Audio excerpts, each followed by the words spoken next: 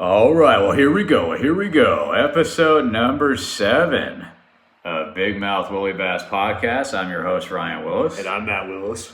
Welcome to the show. We're going to be focusing on the NFL draft, doing a little recap show. A lot went down last week with the NFL. If you were not able to watch episode number 6, first off, shame on you. But we actually broadcasted the first 10 picks while they were happening last Thursday. So you kind of got some of our initial reaction on some of the early picks. We want to just kind of give a brief overview, some of the teams we thought won the draft, a couple teams that maybe lost the draft. Oh my goodness. Oh dear. And then also talk about our biggest surprises. Because, Matt, there were quite a few surprises from the draft, a couple in particular that I want to touch on. Oh, yeah. But before we do that, on a serious note, our cousin's husband's brother, so her brother-in-law, unfortunately and unexpectedly passed away a couple days ago. I actually just found out about it, I believe, today. So I just wanted to we both wanted to send out our condolences to the King family right now. I know he left behind a family, so it's just tragic what has happened there.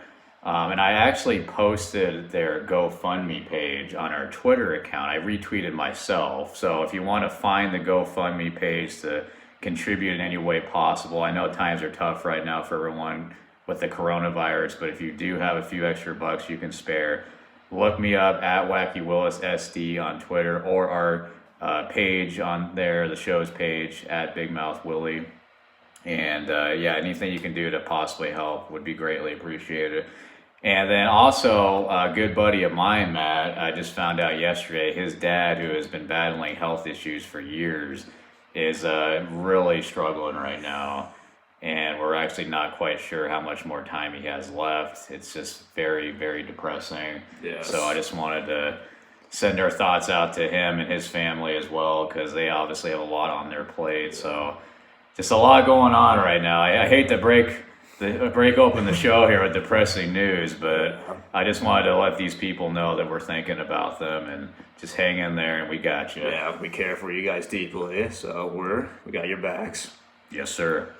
So with that, let's go ahead and dive into our draft talk here. So I want to start off, Matt, with the winners and losers.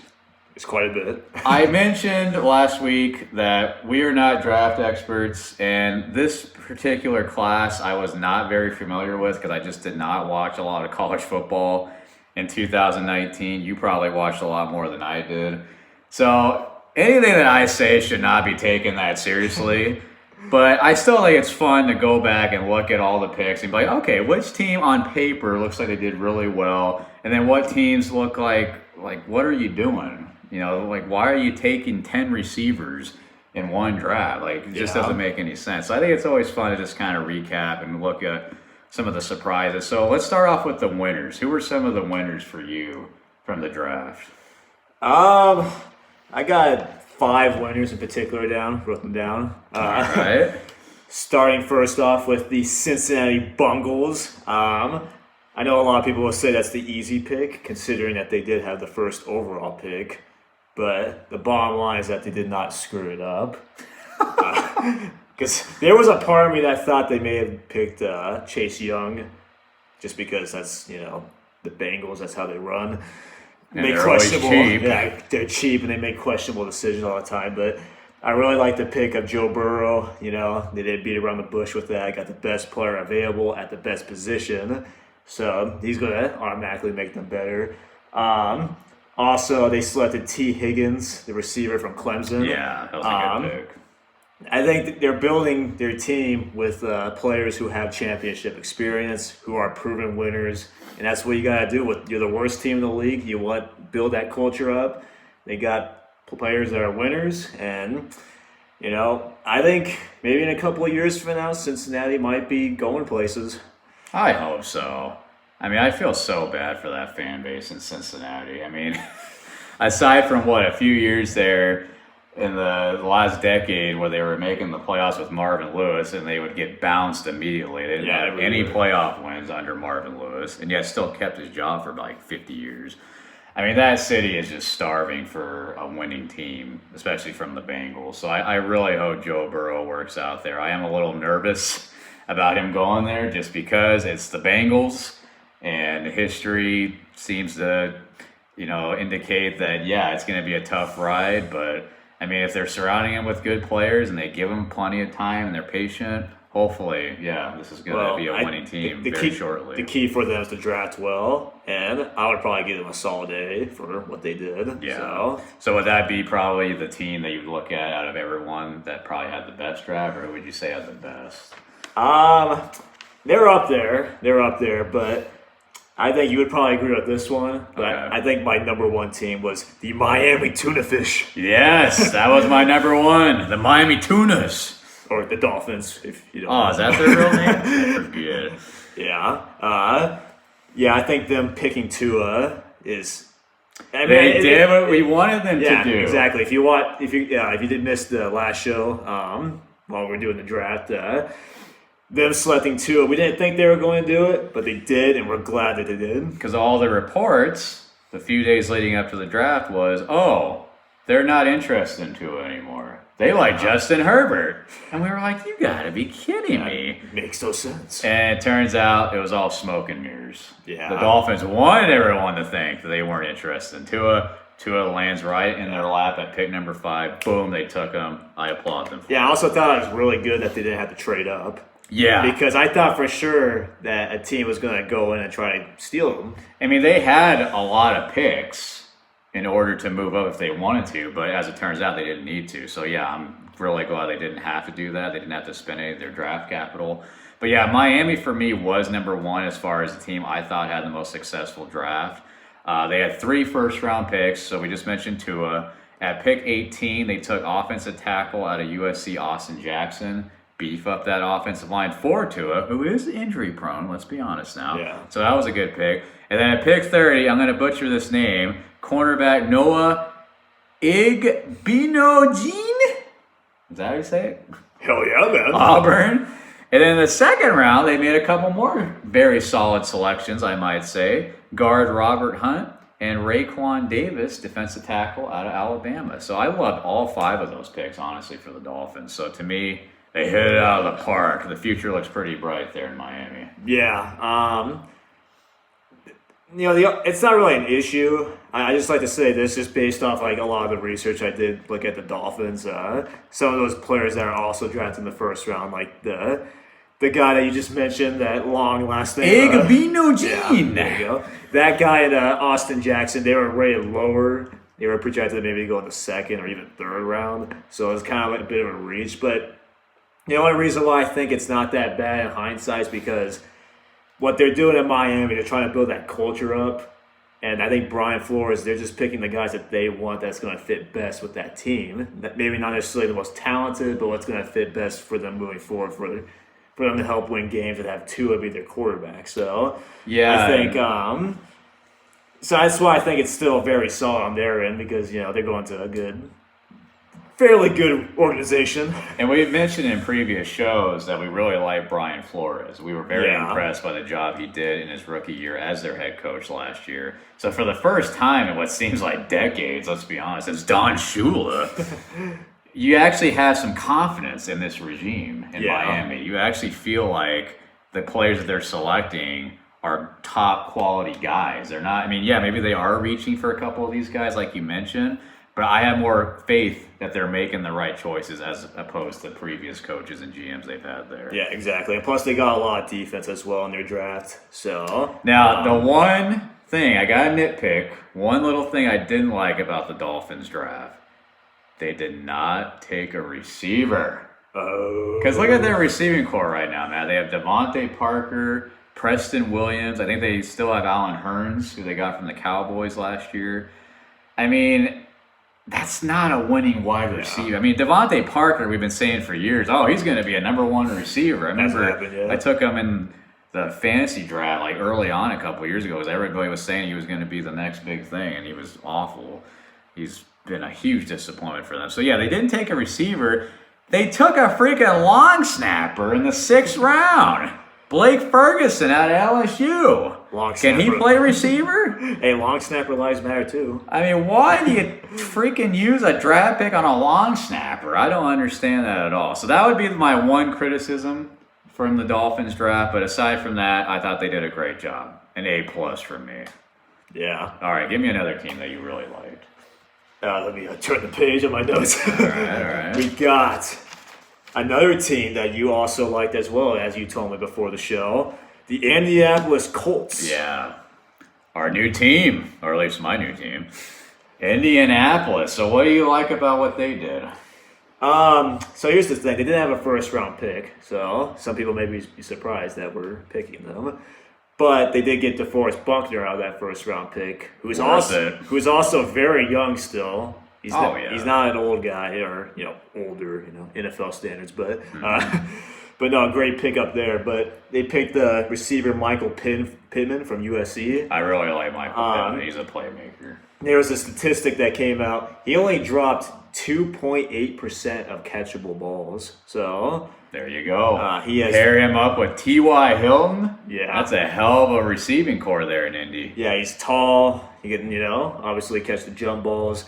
Good hands, so very good pickup there. They also traded up and drafted Jonathan Taylor, who was arguably the best running back in all of college football last year. I really thought he was going to go in the first round, honestly. I thought so too. I mean, maybe not early first round, more on the later part, but yeah, I was really surprised that he was still there, and the Colts were like, hey, we got to trade back into the second round to take this kid. I mean, I thought that was a steal, honestly. I know the Colts have a lot of running backs on their roster right now. They still have Marlon Mack. They have Nyheim Hines, who's a great receiving back. They have a couple others. But, I mean, to have a chance to draft a kid like that, like a full-time running back, I can't disagree with that at all. And plus, you're giving Phillip Rivers, old man Rivers there, some weapons to work with. Yeah. He loves his running backs. Exactly. So he's going to get him involved, no question there. So, yeah, I agree with you, man. I really like what the Colts did. And on top of that, Jacob Eason out of Washington, quarterback, just falls right to them in the fourth round. Yeah, exactly. Could not have worked out any better for them. Because we were all saying the Colts have got to draft a quarterback this year.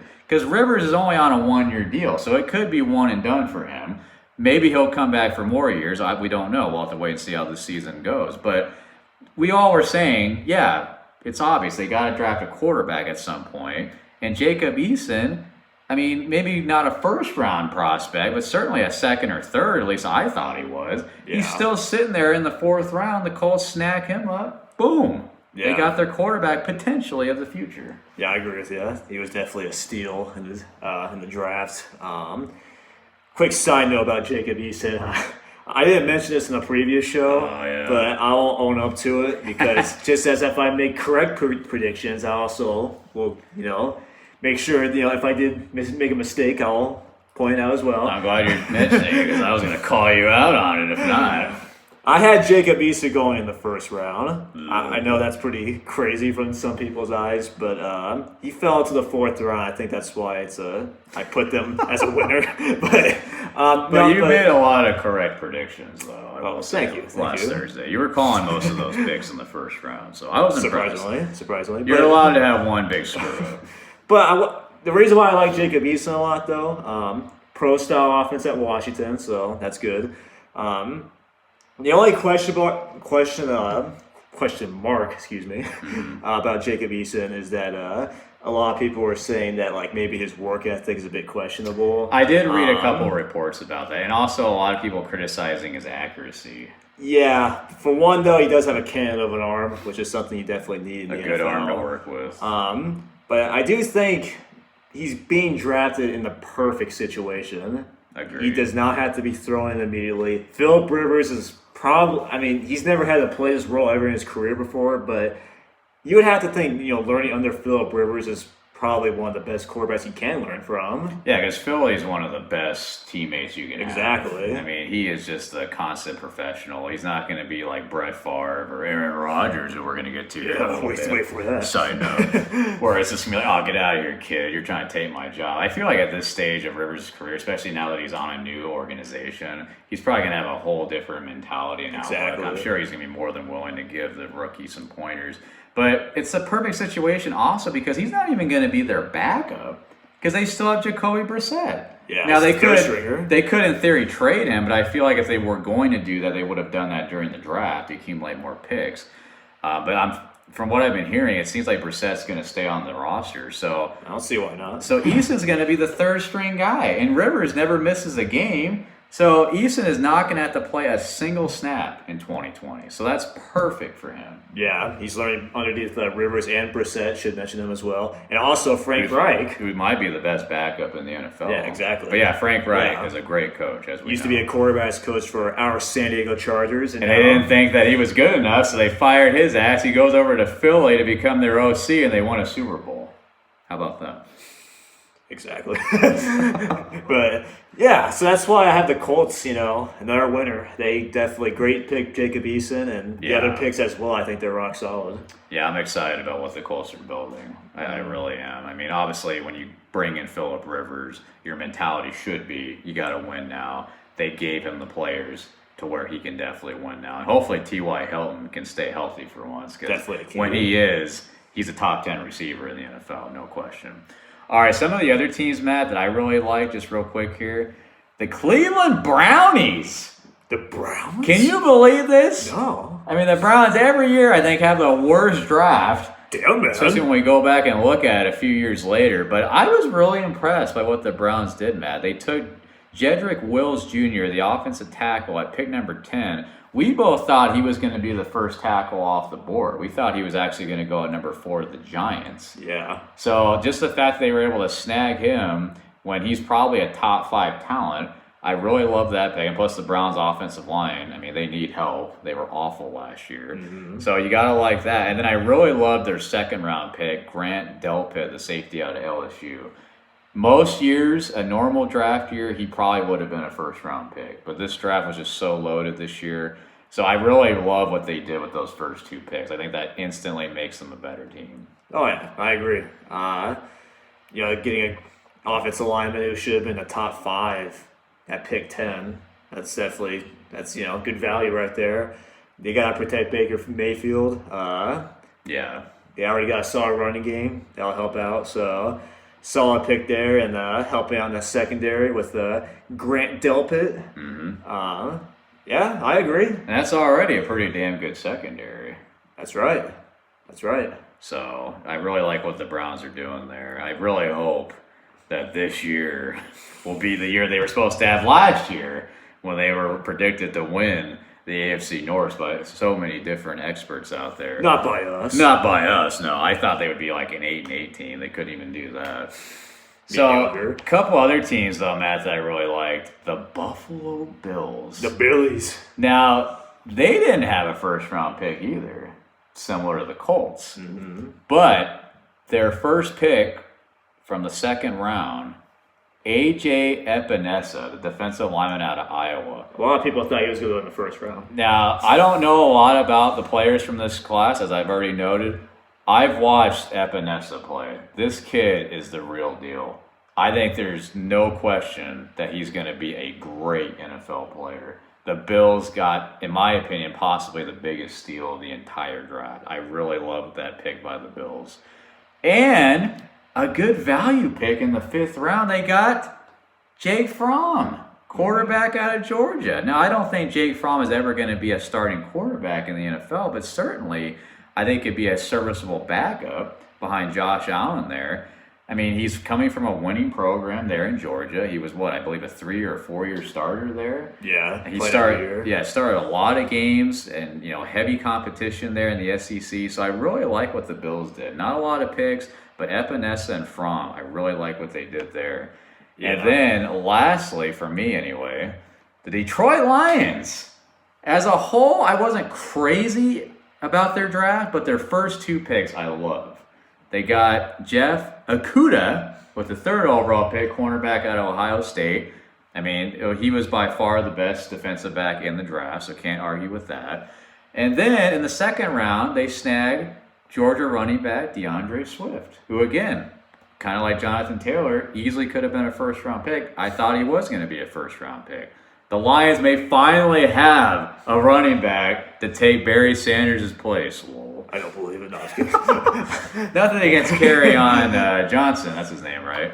who had a decent year last year, but he also got injured. The Lions have just recycled running backs every year since Barry, so I really hope that DeAndre Swift is the answer there. So I really like those first two picks from the Lions. It's funny, the last three teams you mentioned, those are all teams historically that always draft poorly. Right. But maybe it's just me being overly optimistic that the tide is changing here. Come on. Quickly backtracking, about the Bills, though. They did trade their first-round pick for Stephon Diggs, correct? Right. That's a good move, I think. Yeah, I think that was worth it. So they needed, obviously, to address the receiving position. So yeah, similar to like what the Colts did with DeForest Buckner. They got a young receiver, so I think that's a solid move there. Right. For the Lions, ironically, you had them as a winner. I put them as mediocre. Mediocre? Well, that's pretty much their franchise in a nutshell there. I think they're below par. Yeah, but depressing. No, look, I really do like the picks of Jeff Okudah and DeAndre Swift. Mm-hmm. I think those are very solid. The only reason why I put them as mediocre is because I believed that they probably could have had traded back and still picked their guy in Okudah. Yeah, I think so as well. Because there's a lot of teams that did need a quarterback, and I thought personally the Chargers may have traded up, or the Dolphins, or maybe some mysterious team out of the wilderness. We heard a lot that the Giants were trying to get out of pick 4, but we didn't hear a whole lot about the Lions trading out of pick 3. And I agree with you, Matt. I think they definitely should have explored that, because if they could have accumulated more picks, I mean, that's a team like a lot of those top 5 teams that need as many picks as possible. So not going to disagree there. But I mean, if Okudah was their guy ultimately that they wanted, which it should have been anyway, because he was that good, then I mean, they got the guy they wanted ultimately, so I'm not going to, get on them too much. Maybe they just couldn't find a dance partner. Yeah, it's true, but I still it's a little bit disappointing, because it's just like, I feel like that a team that would have traded up would have drafted a quarterback, and it feels like the Giants wouldn't probably picked Okudah either, so a little bit. It's hard to say. Yeah, I don't know, but it looked like they were going offensive line all the way. So I still liked what the Lions did, but it's still just a bit like, gosh, a missed opportunity. Agreed.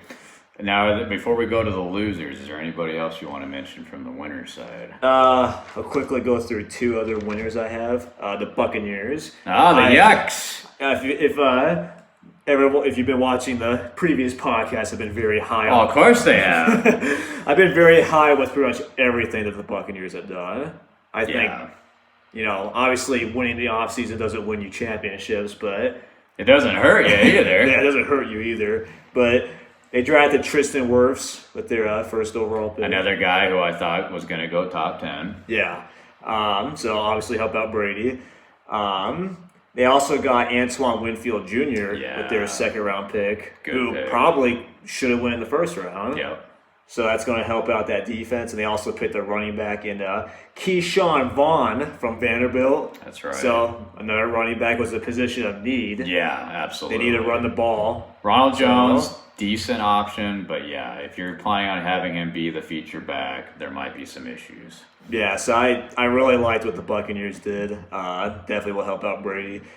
The other winner I have is the Arizona Cardinals. Oh. Now here's why I have them, is because they drafted Simmons. Anthony Simmons, correct? That's his first name. Is it Isaiah? That's right. Yeah, Isaiah Simmons, Isaiah Simmons.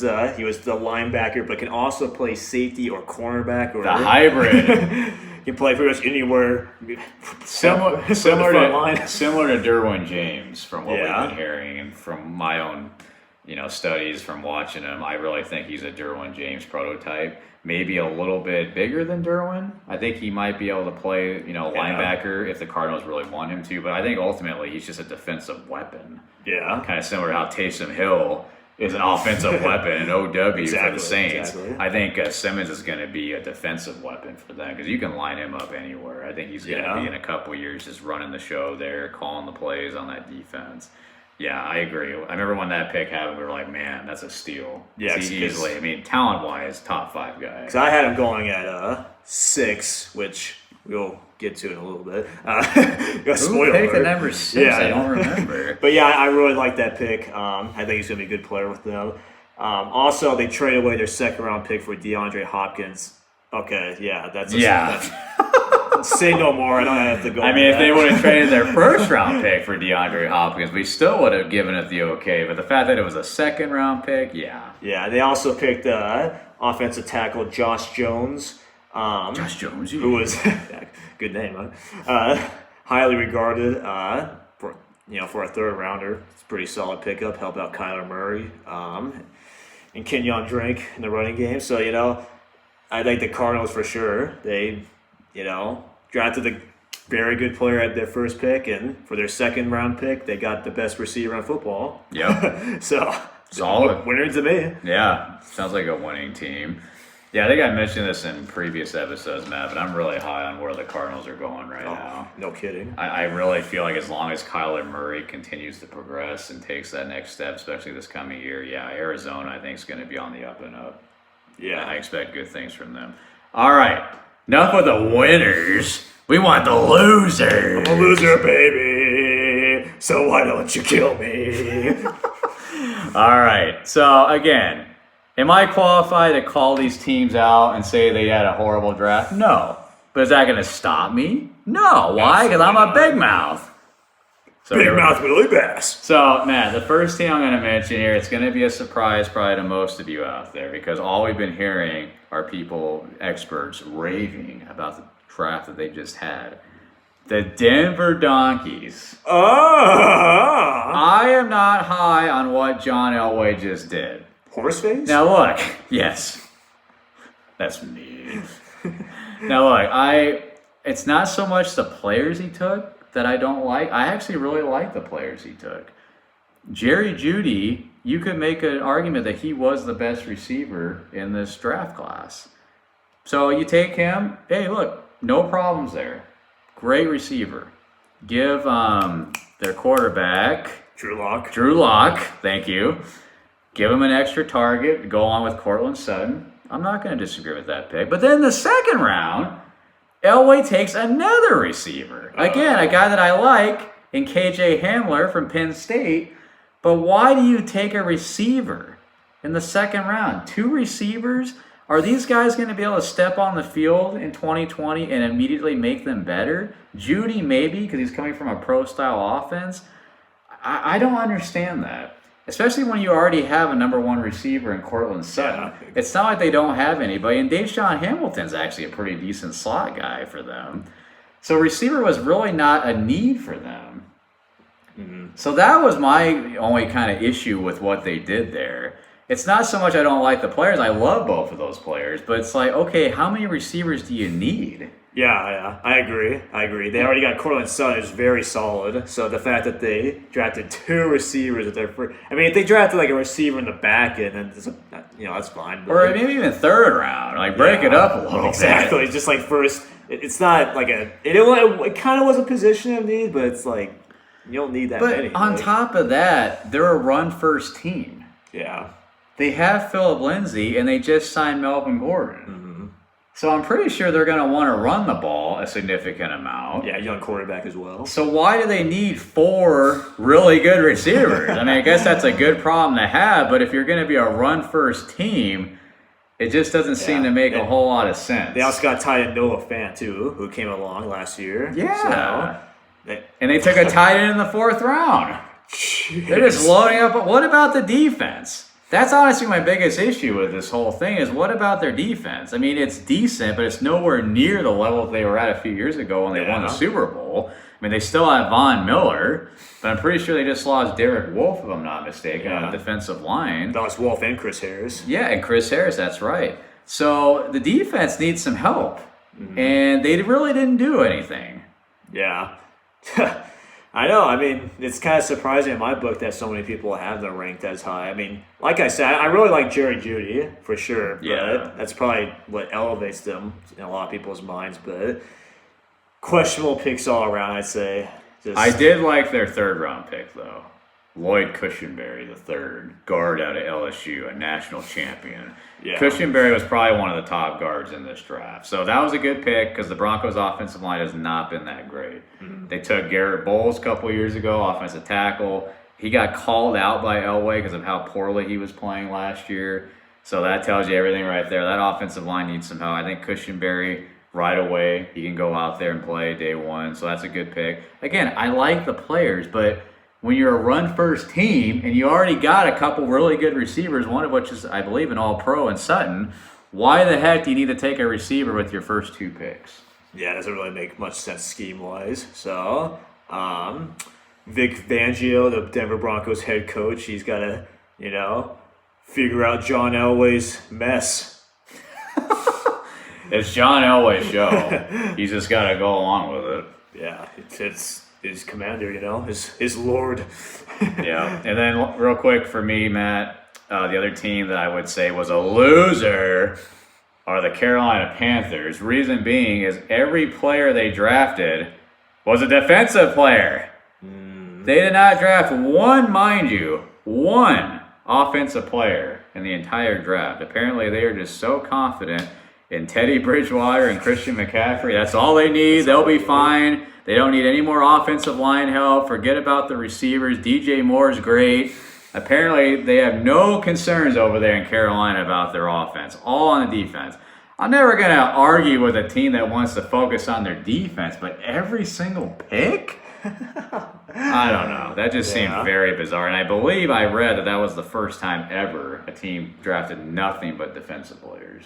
Yeah. So, well, Matt Rule, their new head coach. Rule making some gruel. He is a defensive-minded coach, but yeah, I agree. It's like, come on, bro. But I thought it was also questionable too because just how I was talking about Isaiah Simmons going to the Cardinals, he was available. Yeah. And I think that he was I think Derek Brown, their first-round pick, definitely has potential and, play at Auburn, play against those SEC schools. So, that's good and all. I thought that was a bit of a reach, honestly. I mean, he's a good player.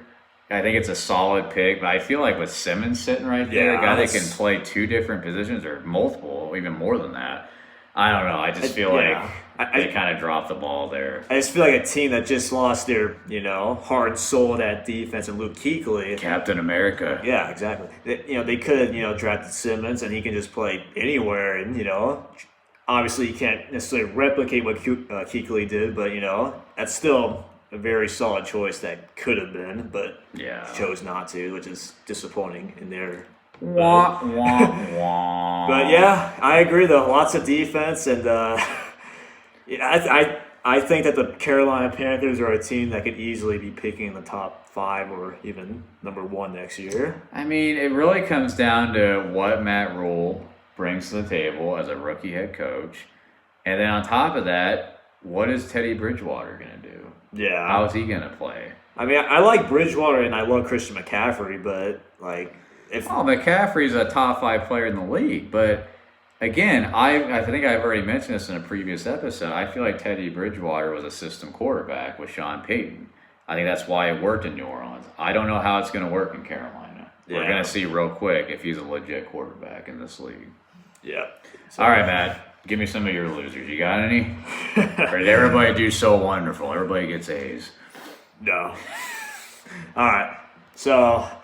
I know I was bashing the hell out of this team during the draft show, but... Who could that be? I don't want to sound so biased.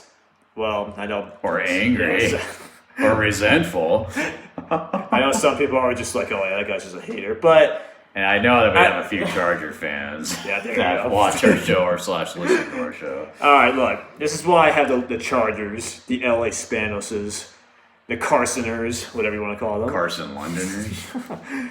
I think that they lost because I think it's a bit questionable that they picked Justin Herbert. We dived in this pretty deeply during the last show, but I just don't think that he should have went as early as he did. I definitely think that he's going to be a work in progress at quarterback. We went back and forth on this, but they are. I'm sure they're going to start Tyrod Taylor, but pretty early on in the year, they probably will put Herbert in, and he's not going to be ready. Mm-hmm. And I think that their season's going to crumble pretty quickly because of that.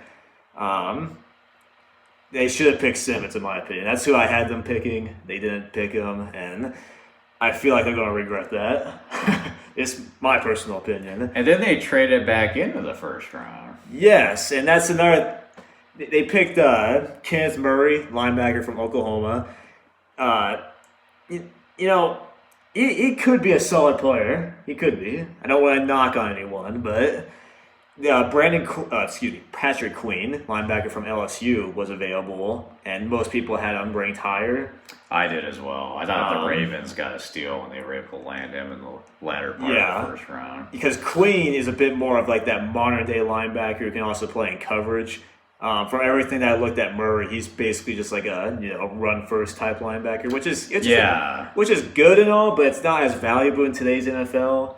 You're not going to really ask him to go out there and cover a Rob Gronkowski, for example. Yeah, and if they had drafted him in the second round, then I think that's fine because a lot of people had him going in the second round. But the fact that they traded both their second and third round pick, they trade into the first round for a linebacker, it doesn't really compute with me. So their first round, I think they just completely botched it. I mean, I'm not going to get on him too much for drafting Herbert, even though I personally don't believe that Herbert will be the answer. I just don't believe in him. Just my own opinion. I could be completely wrong. I'm not high on him. But I'm not going to fault them necessarily for taking him because ultimately he was the best quarterback on the board. They should have traded up. I agree. I think but obviously if Telesco, their GM, wasn't high enough on Tua, or maybe he had some concerns about his injury, I have no idea. Well, that's where they messed up. But I do feel like if they really liked Tua, they definitely should have tried to swap with the Giants right in front of Miami to draft Tua. Because I think that Tua's upside is far, far ahead and above Justin Herbert. Well, I'm just saying, like, if they're willing to trade their second and third round picks to move up in the first round anyway, why not trade that, their sixth overall pick and those other picks and get Tua, who, I think Tua's up here and Herbert, as of right now, is kind of down here. He's got a long ways to go. And for those of you on Podbean that didn't see that, he had his arm like to the ceiling when he mentioned Tua. And Herbert was kind of closer to the floor here, maybe even underneath. I'll also say one more thing about the LA Spanoses. Not that beat a dead horse. Look, they didn't draft an offensive lineman again. And that's Tom Telesco for it. This team, for the past decade, because being used to being diehard San Diego Charger fans, for the past 10 years now have had a makeshift offensive line, players coming in and out continuously, no consistency, tons of injuries. Yeah. Phillip Rivers was more times than not on his backside. Just the fact that they did not pick an offensive lineman again. Yeah. They're setting up whoever's going to be their quarterback of the future for failure. That's probably why Tyrod Taylor is going to start. Because he possibly the entire season this coming year. Because, he's a scrambling quarterback. And that's probably what they're going to need. I'm pretty sure Herbert's pretty mobile too. But obviously you don't want to kill your rookie prize franchise quarterback. Whereas Tyrod Taylor's kind of a journeyman at this point. So you can throw him out there, let him get thrown around. But once again, the Chargers neglect the offensive line. Yeah. That was like our biggest pet peeve with Telesco back when we were Charger fans. I mean, he did draft DJ Fluker in the first round. That was, 2013, I believe? Yeah. So it's not like he's never drafted offensive linemen, in the early parts of the draft. Just more times than not, he seems to kind of look the other way. Yeah. When it comes to that position. They did trade for Trey Turner from the Panthers. That was a solid move. That was a good pickup, in my opinion, because they traded Okung for him, another lineman. But Okung is much more injury prone. I mean, he could never stay on the field. Even back when he was on the Seahawks, he couldn't stay healthy. Yeah, I'll just say one more quick note about the Chargers. For those who think... All right, now you're really hammering it home. For those who think I'm just purely hating on them, maybe I am a little bit. However, there is a YouTuber named TD Diaries that I follow. He's a Chargers fan. And him and many other Charger fans did want them to pick Isaiah Simmons with the 6th overall pick. And that's who I had them picking. And they picked Justin Herbert instead. And I think a lot of Charger fans wanted them to see them pick Simmons. So I don't think I think they should have done that and they didn't. I think what they should have done was either take Simmons, like you're saying, or take an offensive tackle and then either trade back into the first round and draft Jordan Love, or just wait till the second round and get Jaylon Hurts. There you go. That's what I would have done. But we're not the Chargers, thankfully. All right, Matt, you got any more losers, or should we get to the biggest surprises? I'll go quickly. Ramble off. Hurry up. Rams and Texans. Yeah. Because they always trade away their first round picks for questionable players. Remember when it showed Bill O'Brien, I think it was night 2, Yeah, when he was in his office, and it was showing him, like, right there on his computer, and he just starts yelling, he's dropping F-bombs, and he gets up and walks out of the room, storms out of there, face was beat red, and we were like, what, did he just realize he traded DeAndre Hopkins? Zing. Zing. Yeah, just them always trade away their first round picks. I think that's why they're going to be going downhill years to come. The Rams didn't even make the playoffs at all last year. And from the Texans' perspective, just not getting the help that Deshaun Watson needs, Yeah. So, yeah, they're not building winning cultures there, I don't think. I feel like the Texans are going the complete opposite direction, man. Like a team that was in the divisional round of the playoffs should have probably beaten the eventual Super Bowl champs, Kansas City Chiefs. I mean, they have just, ever since that game, man, just one bad decision after the other. They just can't catch a break. All because of their head coach / GM, Bill O'Brien. Yeah, exactly. All right. Now are you ready for the biggest surprise? Absolutely. Okay, so Matt and I both agree that the 2 picks in particular, both quarterbacks, mind you, that were the biggest shockers to us. First off, Jordan Love, quarterback out of Utah State, a guy that we were saying, he could probably go late first round, but probably better suited in the second round. He gets taken at pick number 26 by the Green Bay Packers, the Fudge Packers. Never liked those Fudge Packers. And interesting trivia here.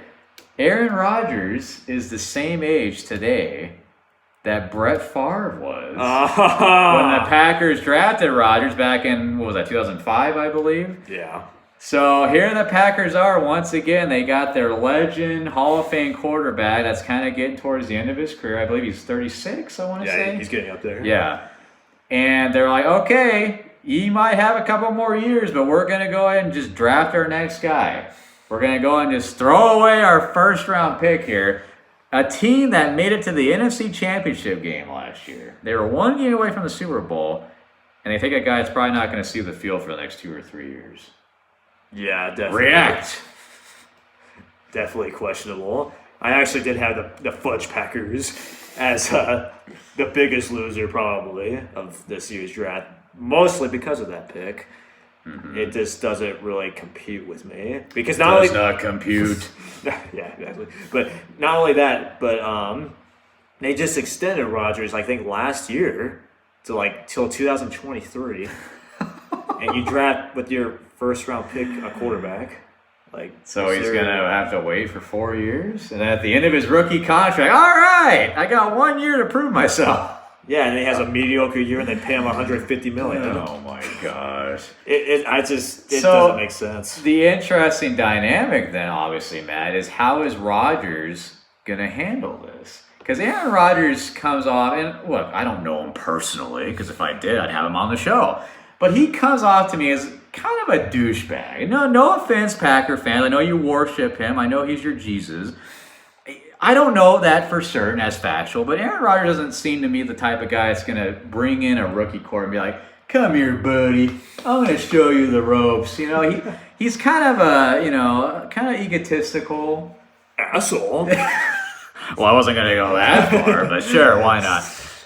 Bottom line, what we're saying is I don't feel like Rodgers is the type of guy that's going to groom a young quarterback, just like Brett Favre. When Rodgers was taken all those years back, Brett Favre wanted nothing to do with Aaron Rodgers. Yeah. Now, partially that was on Rodgers because Rodgers came into the game a cocky little.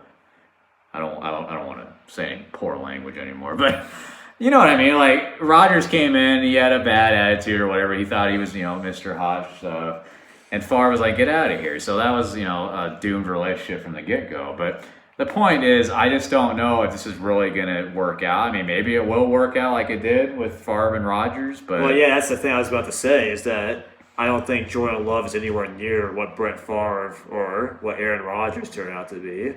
Right. Because a lot of people didn't even have him going in the first round. I did personally have him going in the first round, but I just think this is a terrible fit, probably the worst fit ever. Well, if Rodgers is actually going to be a decent teammate and help him along, then sure, I could see this being a good pick. But again, I don't know if Rodgers is that type of guy. And furthermore, the other point I was going to bring up is this going to piss Rodgers off so much where he's going to be like, hey, get me out of here. Trade me to a team that realizes I can still play a few more years. I don't want somebody breathing behind my neck here. Well, whether or not he actually requests a trade or not, I have no idea. But I definitely, you have to think he's taking this probably the wrong way and just like. I'm sure, like when he finally gets interviewed about it, he's going to say all the right things. But you have to think deep down, man, he's just disgusted with that pick. He might not even do that. He might actually just be like, yeah, well. I mean, he is usually pretty honest with his answers. He kind of seems like one of those type of guys that kind of leaves his emotions, wears them on his sleeve, if you will. So we'll see. But yeah, it's going to be very, very intriguing to see how that all plays out.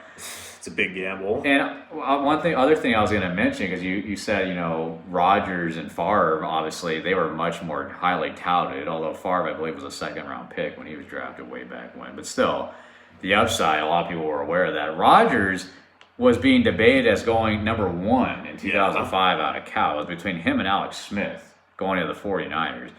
Nobody was talking about Jordan Love being a number 1 overall pick. No. He was clearly well behind Burrow, Tua, and Herbert as far as the best quarterbacks in this draft. Yeah. I mean, personally, I have Love ahead of Herbert, but I still just think the fit there in Green Bay is just it's atrocious. Like, honestly, like if they were going to draft a quarterback, why not wait till like Jacob Eason or Jaylon Hurts?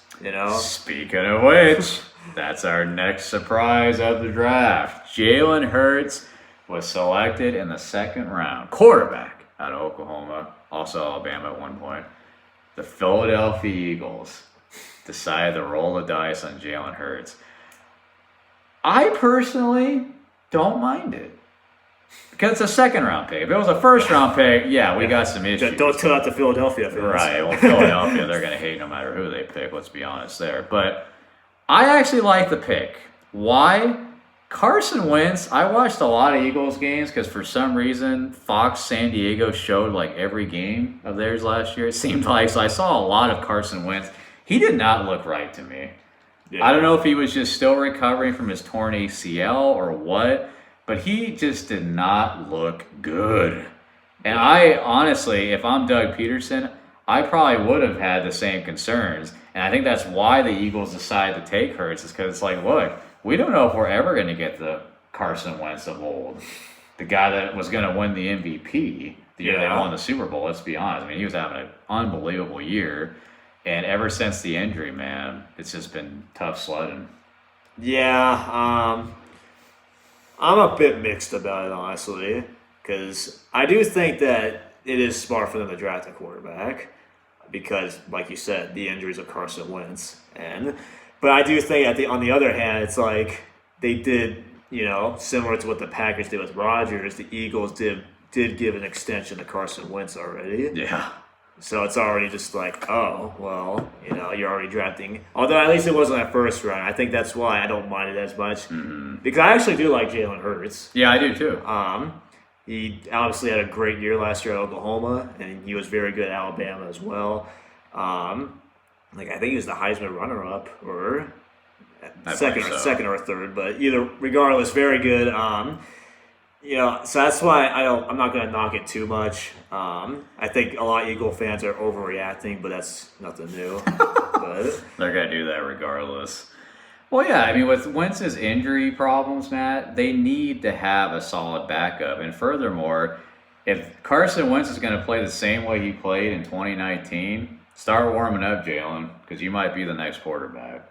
Yeah. I don't know if Doug Peterson's going to accept the type of way that he played last year going into this year. Yeah, he's got to play better, point blank. Well, I mean, it's always nice to have a backup plan. And plus, the Eagles didn't have that Nick Foles, like they did previous years. And Jaylon Hurts could potentially, be that guy. I think that's honestly what it came down to, because they loved having Nick Foles as their backup there in Philly. Mm-hmm. I mean, obviously, for obvious reasons. I mean, he won them a Super Bowl. So clearly, Doug Peterson believes in having two capable quarterbacks. That's great, but I'm thinking long term. There's something up here. I really feel like if Carson Wentz, like I said, plays similar to how he played last year, or maybe even worse, that he's going to be on the hot seat. Yeah. That Jaylon Hurts could easily be their quarterback in 2021 or beyond. I still believe in Carson Wentz. I think he should be undoubtedly the man going forward for the next, year or two, maybe 3 years. But, drafting a second round pick for a quarterback, it's maybe not ideal, but it's like, hey, he's a solid quarterback, He maybe even could have been the first, maybe probably not, but yeah, still very talented, so I can't knock it too much. Yeah. Like so many people are. I concur. So we'll have to wait and see what happens there in Philadelphia. But yeah, I think Carson Wentz is going to have a lot of pressure going into this year for sure. I think the media will probably blow it up more than it needs to be, but... And look, I'm not trying to bag on Wentz. I actually like Wentz a lot, and I really hope he does return to the form that he once showed us. But I'm just saying, after what I saw last year and watching a lot of Eagle games, I was not impressed. Now, some of that also might have been the fact that he didn't have a lot around him either. I mean, he didn't have a very good receiving core last year. Let's not, forget to mention that. I mean, Nelson Aguilar dropped, 500 passes last season? He became a meme, essentially. And Zach Ertz kind of fell off a bit last year. I mean, he kind of came on late and was looking like the Zach Ertz that we come to know him as a top tight end. But for most of last year, he was kind of non-existent. I know because I had him on my fantasy team. Yeah, he was like the only reliable weapon for the most part. So a lot of catches, but not a lot of touchdowns. Yeah, so those are going to Dallas Goedert. Yeah, so we'll see how that pans out. It's gonna be interesting. It's always interesting, the city of not so brotherly love. Zing. All right, man. Well, I think that's going to wrap things up for our draft recap show. Again, folks, if you want to follow us on Twitter, that's at Big Mouth Willie, at Big Mouth Willie. If you want to follow me personally, at Wecky Willis SD. He doesn't believe in social media. Can't follow him anywhere. We appreciate any support. Tell your friends, tell your family to watch/listen to Big Mouth Willie Bass Podcast on YouTube or Podbean. Until next time, I'm Ryan Willis. And I'm Matt Willis. See you later. Alligator.